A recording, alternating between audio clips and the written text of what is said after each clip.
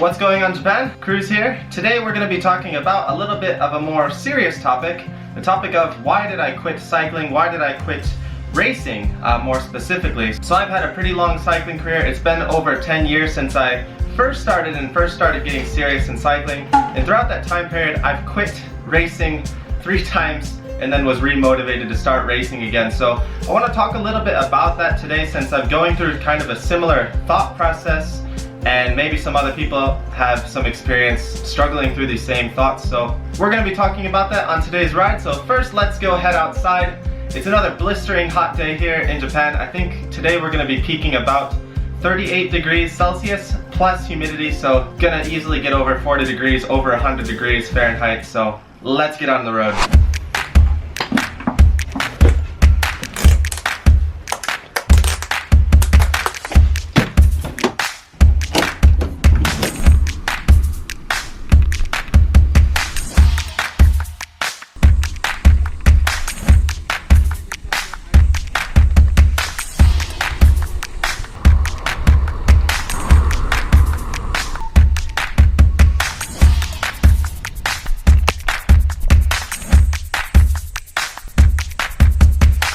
Checking in at Morikoro Park cycling course. So me and my wife came here a little while ago. We made a nice little introduction video, so if you're interested you can check it out. I'll have the link up in the top corner here. This is a 5.1 kilometer closed cycling course, so it's free to ride if you bring your bicycle out here. Great place to ride, and there's also a bit of tree cover. Really nice, really appreciated on a hot day like today. But there's a lot of those, what are those loud bugs called? Like the cicadas, I think, or something. They're insanely loud, so we're gonna film over here right in the direct sunlight. So anyway, getting on to today's topic, why did I quit racing? To begin this topic, we'll need a little bit of background information. I've talked a little bit about this in previous videos, but just in case you're new, my name's Cruz. I'm from Michigan in the United States, and I had a pretty long cycling career. Started in 2007 as a mountain biker, quickly rose through the ranks to get up to the pro level in mountain biking, then also switched over to road and track as well. And I was able to get my Cat 1 road license within a year of starting racing road, and from then on it just continued and continued. I eventually made it to a domestic elite cycling team. So continuing this path, I went to a university where they had a varsity cycling program, and that's just what people tended to do in my era. So like if you wanted to make it as a pro cyclist, you could either go full-time, or you could go the collegiate route and get some good racing experience on a high-level collegiate team and also race on a good cycling team in the summers. And that's kind of what I did. So I went to Lindsey Wilson College in Kentucky. So anyway, I could talk on and on about this, but that's not the main point of today's topic. So we want to talk about why did I quit. So up until this point, I just lived for cycling. All of my goals revolved around that, and I really wanted to become a professional. I just had that in my mind. Like I wanted to be the best. I wanted to win this race. I wanted to win this race. I wanted to just being able to earn a living while riding my bike seemed like the greatest dream. And being ultra competitive, like I just really thrived on the cycling culture because you get what you put into it. So you work really hard and then the results will come. So I was just consumed with this idea, like I needed to be a pro. Like ever since my first race, I just became addicted. Like I won my first race and that was such a good feeling. Like I wanted to move up to the next level and prove I could race with those guys, and then I won at that level, then moving up again, and then it gets more difficult, of course, so you have to work harder to try and get that win. And I just really enjoyed that culture, like where you have to really push yourself beyond your limits and really challenge yourself to be able to accomplish those goals. And this is my daily life for a couple years. Just wake up early, do a morning sprint training session, go to school, go to a part-time job after that, then go for a nice evening spin in the afternoon. So I did a lot of double session workouts, sprint workout in the morning, a nice little spin or a longer ride in the afternoon, and then school and work in between. So you can imagine like maintaining that for a long time and maintaining that for multiple years just really starts to wear on you. Like you need an income to support yourself. You need to be able to pay to go to the races. Even if you get onto a pretty high level team, they pay for a lot of your costs, but that still doesn't pay for like your normal daily food and stuff and your college tuition and stuff like that. So it's really hard to maintain that lifestyle when you have other pressures like maintaining your school grades, getting some sort of income so you can pay for your other necessary expenses outside of the cycling world. And not just that, but in my last year of college, things started to get a little bit more real. I was about to graduate, the pressure of finding a job. What am I gonna do now? Like, I don't have any offers from any real legit pro teams where I can actually get a decent salary to support myself. And at the same time, I also started studying Japanese in my last year of university. I just made a video about this, so how did I learn Japanese? if you're interested, you can check that out, the link's up there. So yeah, I started learning Japanese in my last year of university and just became really passionate about it. It was something that I never thought I would have a passion for, studying another language, but I ended up really enjoying it and decided that I wanted to experience studying abroad. And by doing that, I would essentially have to give up my cycling career. So fortunately, at around this time, I had a little bike accident, so I got hit by a car while riding, and I had a pressure impact on my knee, and I needed a couple weeks or months to like fully recover from that before I could start seriously training again.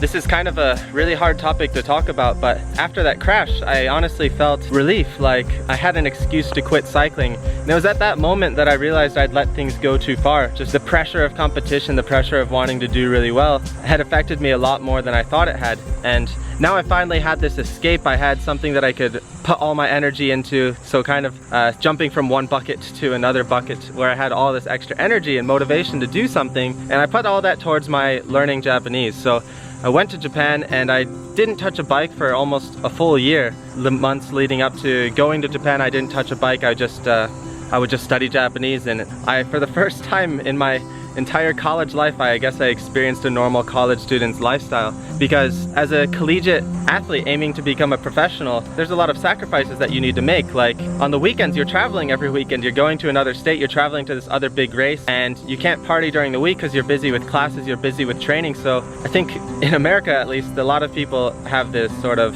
party lifestyle, or just, it's a lot more serious here in Asia, I think, but of course there's partiers here too. But I guess what I'm saying is I didn't have the normal college lifestyle, because every morning I would be training, and then I'd be going to school, and then after school I'd be working, and then after that I'd be doing another training ride, or need to worry about going to bed early, always worrying about nutrition. So what was I eating? Am I eating the right foods so I can perform well? So all these things, proper sleep schedule, proper diet, and proper training schedule, mixed with working, mixed with school homework and all those responsibilities. So there was no time to really hang out with friends, no time to really, I guess, enjoy a normal college student's life. Yeah, I think I let things get a little bit too far, but I wouldn't say I'm the only one who does this. I would say there's quite a lot of people who were pretty similar to me in this situation, and still are, because collegiate cycling is huge, collegiate cycling is growing, and it's a really great thing. I have a lot of fond memories about it, but it's important to keep your goals in check and really not let it affect your life too much to the point where you can't enjoy the things that you really enjoy. So I used to really enjoy training and cycling, but eventually I think it started to turn into like more of a chore. Like it was something I wasn't really looking forward to doing, because for example, if you start training with a power meter or a heart rate monitor, all these extra goals and pressures are being put on you, and if you can't meet those, then you're just disappointed in yourself, and if you're disappointed in yourself, you're not going to be enjoying the training that you need to do. So I think it was just a long continuation of not keeping things properly in check, not having a proper coach. I think having a proper coach would really help, just to make sure that you're going on the right track and that mentally you're doing okay and not pushing yourself too far. So yeah, that was the first time I quit cycling, and after my study abroad in Japan, after a year off the bike, I felt that something was kind of missing, you know? For so many years, cycling had been this major part of my life, and now I didn't have that anymore. I didn't have that discipline. I just was living this free lifestyle with all this extra time. And actually at this time, I had started working full-time.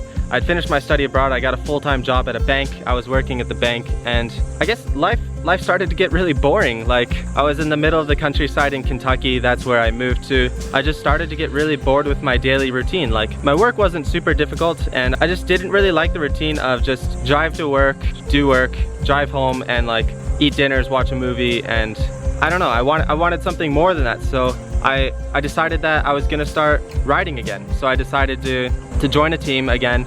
At first I didn't have a really strong goal. I didn't want to get back to the same level I was at before. I was just thinking like, I'd like to start racing again just for fun, have the routine of like training and riding a bike again would be nice. And it started like that, but yeah, once I entered the first race, I just was addicted again, and like all those feelings, the feelings that I enjoyed when I first started racing, it all just came back to me. The joy came back to me. There was no pressure because I wasn't at any high level or anything. I didn't really have these super high expectations, but the joy of sort of starting over and getting back through that fitness again, like starting from the low level and working back up to that goal, having that goal to get to and being so far away, I think that was just really alluring to me. Like I I became addicted again. But this time I didn't let things get too out of control. Like this time I had way more of a balance. If I didn't want to train one day, I wouldn't train one day. I wasn't super strict. Whereas in the past I would train like every day. I had a goal like I was gonna ride every day that year and even do double sessions. So there's what, 365 days in a year? There were years when I would ride over 400 times in that year because I wanted to do double sessions and I told myself I was gonna ride every day no matter what. So the second time I started cycling, it was way better. I didn't have those pressures. I didn't have those unrealistic goals of just like ridiculous amounts of training, and I really enjoyed it. Like I was able to start working my way up, and I felt that allowing myself that extra recovery time actually made me faster because I had more time to properly recover. So when I actually needed to do my next workout, I would actually be able to go a lot harder, and I felt mentally more motivated. So I think there's a lot to say about that. Like, don't push yourself too hard to the point where you really start unenjoying it. Like, you definitely need some sort of discipline. Like, there's times where, yeah, you need to work out, do your workout when you're really not feeling it. You really need to push yourself, but at the same time, I realized you need to know where that limit is and not go over that limit too much. It's really hard to do that on your own. Again, I really kind of regret never having a serious, dedicated coach in my career. I think that was sort of something I always pushed off, saying like, I don't need a coach, because I just didn't want to justify the payment of having a coach. But looking back now, I really think there's some value in having a coach, a sort of mentor to help guide you when you're feeling a little bit lost, or just to help push you in the right direction if you're not realizing you're going in the wrong direction. I actually ended up being able to get pretty much up to the level where I was before. I started racing the national race series again, so the highest level domestic races that you can do in the US. And I went back to graduate school, and this time I was at Lindenwood University in St. Louis, and at this time they had also started rising and become one of the more strong cycling teams in the US. And we had an insanely strong squad. We had at least like 10 professional level riders on the team, on our Cat 1 team. It was a great group of people to be around, just having so many strong riders around you, pushing each other and enjoying working out, riding together. You didn't have to go on all these like lonely training rides pushing yourself. You could go out as a team and really push each other. I really enjoyed the environment. I really loved collegiate racing, and I think I eventually realized I liked collegiate racing more than I liked the idea of racing as a professional. As a collegiate cyclist, we had a lot of support. We had charter buses, they'd cover our hotels, our food, our transportation. Like if we needed to fly out for nationals, they'd fly us out there. Everything was taken care of, and honestly, it kind of felt like we were a professional cycling team because we had all the support of a professional cycling team, but it was just a lot more enjoyable. Like, of course, yeah, we wanted to do good results, but it wasn't like that was our job or anything. It was just, I don't know, it was just a really good environment to be around. And of all the cycling teams that I've been on in my entire life, I would say nothing comes even close to the environment and atmosphere of being on a collegiate team like that. Just a great group to be around and great culture. Going to the races and all the people from all the different colleges coming out, like I loved collegiate racing, and that's where I kind of realized like I didn't want to be a professional cyclist anymore. I didn't want cycling to become a job. I wanted to be able to still enjoy cycling, and I didn't want to get to the point where I ended up hating cycling again and had to take a whole year off again. So this time it was a lot easier to, I guess, quit racing because I didn't really have that strong attachment to it anymore. I was doing it because it was fun, and when things started to get a little bit busier, I had other priorities in my life. It was very easy to just break away and still ride for fun. This actually happened around the point where I decided I was going to move to Japan. So obviously there were a lot of big transitions going on in my life. I wanted to enjoy my last few months in the US because I didn't know when the last time I was going to be back in the US. So this time travel and my work had a big impact on deciding if I can race or not. Being able to race really depends on having a solid routine. Like if you don't have a routine, it's really hard to maintain a solid training schedule. Like if you're traveling, it's so hard to maintain a good training schedule while you're consistently traveling. And so I just decided to cut it right then and there. I'm like, I'm done racing for now. I might come back again in the future, but for now I just want to enjoy what time I have left in the US before I move back to Japan. So here we are, third time back in Japan, and this time is way less serious than before. There were some local races nearby, some cyclocross races, some training criterium races, and with some of the local people here, I decided to go check it out, and of course, once you enter a race, you become addicted again. And for a while, for a good year here, I was participating, I was entering these races. I really enjoyed it, but again, I was keeping that balance in mind. Like, this isn't my priority. This is something I really enjoy, but it's not like the end of the world if I can't perform as well as I'd like to. But eventually, there's always something that comes up. Life always gets busy again. And for those of you who've been following this channel, you know that there's been a lot of significant life changes for me this last year. Getting married, moving houses, and just dealing with all these different stresses. Going back to, if you don't have a routine, if you don't have a steady routine, a solid routine, it's impossible to maintain a decent training schedule. And even though I don't have these high expectations of myself, I still have the mentality like, I'd like to be in a little bit better shape, like training at least semi-regularly if I'm gonna be entering these races. If you watched one of my latest videos, you know I just went to the Hirata Criterium race here, and I'm starting to go through these feelings again, like, should I start racing again? But who knows, maybe I will, maybe I won't. It seems like I just keep going through this cycle of like, I'm motivated to race, so I train. And then like something happens and I can't train for a while and I don't race for a while. But I think the biggest thing for me now is that, again, I don't push myself too much to the point where I have these unrealistic expectations on myself and I just end up really sort of hating the sport again. It's a bit unfortunate that it happened to me, that I ended up hating cycling, but I'm really happy that I was able to get over that and come back to the cycling world. And now a lot of the videos that you see on this channel, we're just sort of enjoying ourselves. We're not doing anything competitive. We're just going out riding, exploring here in Japan and enjoying ourselves. So that's the kind of riding that I've grown to love. And I can honestly say it's way less stressful. It's way more enjoyable, especially going out with someone else, being able to share that experience with someone else. I've learned to love a different aspect of the cycling world that for my first few years in the cycling world, I had no clue about. So anyway, it's really hot right now. I think we're getting about 38 degrees Celsius right now, and I'm melting, so I need to start moving again because my brain is starting to fry. So let's get back on the road.